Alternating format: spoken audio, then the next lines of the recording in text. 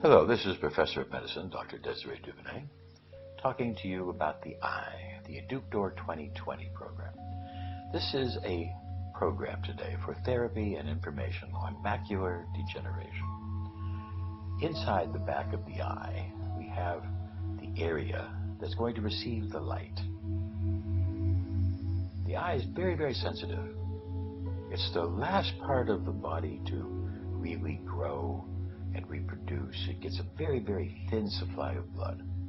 Light will come in through the cornea and then pass through the pupil, through the lens, and the lens has to be variable in order to be able to vary the distance from far to close. When the information comes to the back into the cones and the rods, this photon information can be then transported over top of the optic nerve into the brain to receive information. As we get old, sometimes this area starts to weaken, starts to separate. It's called macular degeneration, age-related macular degeneration. And it's because of the fact that our blood is becoming a little thicker in our body. We have to start with what not to eat, recognizing these are the foods we do not eat. We have to avoid those glycemic foods, the processed food, the sugars, boiled in oil. We have to avoid all those. Here's a list of foods that we should eat. Just a basic idea about nutrition. There's lots of other different types of foods for macular degeneration. You can look them up. Now here we have the eye, and we're going to be playing today different music, different tones that will help to, in a vibration sense, stimulate that parts of the eye, stimulate the lymphatic drainage, the circulatory drainage. Exercise, very, very important. Also, we need to learn that there's a list of vitamins for macular degeneration that need to be used.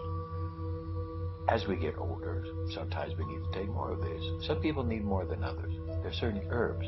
Very important to learn to use these herbs and how to get them and how to use them as teas, etc., Chinese herbs, in order to be able to help your body. They're going to be more powerful than many medications. Medications are used only when absolutely needed. Nothing else works. The first thing that I was doing is called palming. All that you do is you get your hands like this, you warm them up, and once they're warmed up, what you want to do is you want to get this area right here. You don't want to press against the eyeball, but you want to just cover both of your eyes. And what that does is it creates warmth, but then it also creates complete total darkness, which allows the optical nerve to actually relax. And then once that starts relaxing, the muscles begin to relax, and you'll notice a huge relief. Sometimes you might even do this maybe 5-10 minutes later. You take your hands off and you'll notice that your vision is just slightly crispier. You'll notice you can look around and everything just look a little better. Palming is a very important exercise, but also here is swinging. Get the eyes to reorganize and look around and refocus. Let the spine, let the nerves of the spine balance. Now we're going to cover the strong eye and take a look at what we call distance focusing. We're going to look at something in the distance, then we're going to look at the thumb, back to the distance, back to the thumb, creating this idea of getting back and forth, helping the lens to move and different parts of the eye to move. Then we're going to use the other eye. We always spend more time on the weak eye looking, and then we get to the part of using both eyes so that we can look far and look close. With these exercises, we're going to be able to help tune the body and tune the eye, getting blood flow. We'll learn other exercises of rotating the eyes, moving the eyes around. This helps to get blood moving, lymphatic drainage. Here's an acupuncture point specifically for the eye to help eye fatigue and conjunctivitis. And then here's one for pain and circulation to the energy of the head. There's other acupuncture points near the eye that we can learn to touch with acupressure to be able to help our bodies. Now we're going to learn a couple of basic exercises for macular degeneration. First, we want to cover the good eye. and do as much as time as you can. And then later we're going to use both eyes. And we're going to let the eye follow the little dot, while we let the vibrations cure your eye and cure the body. These are specific vibrational exercises of sound and vision. Also with the Eductor electrical stimulation that will help to balance the eye and treat your macular degeneration. Ask your therapist for more advice. But learn to gradually build the muscles of the eye, build the lens reaction by looking into the foreground and the background. Making sure that we get some stimulation exercise to help get the blood moving, get the lymphatic moving.